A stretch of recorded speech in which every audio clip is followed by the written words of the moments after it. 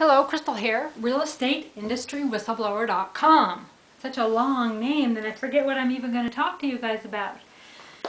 One thing in real estate when I first started, it's kind of funny to me. Of course, then I didn't want to let on, I just wanted to be. I went to school for a week. Yes, I passed that test, and I'm a realtor. Okay. Don't know anything about contract law, don't know anything about real estate taxes or surveys or none of that, but I knew how to pass that test, and boy, did I pass that test. Okay, so my consumers would come in, real estate clients. I had a seller, actually, this one particular incident, and she'd been selling real estate on her own for years. She'd just sell it, she'd go to the title company, she didn't get title insurance because she felt like that was a ripoff, and kind of is. So she knew about subdivisions, she knew about roads, she knew about the legal descriptions and how you fill everything. She knew a lot more than I did. I'd only been in real estate a few months, but she leaned on me. She expected me to know a lot more than I did, which consumers do. So I just want to tell you folks out there that a lot of you know more than the realtor knows, right?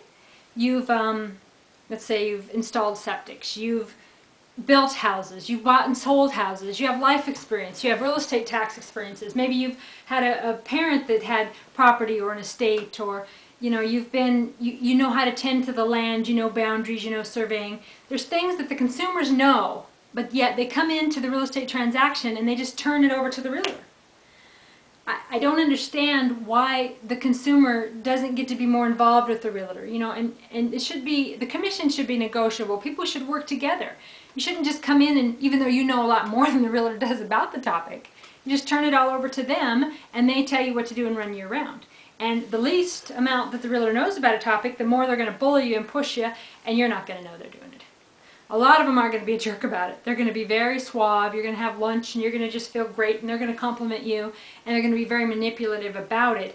Like for me, I could bullshit you until I knew the answer, right?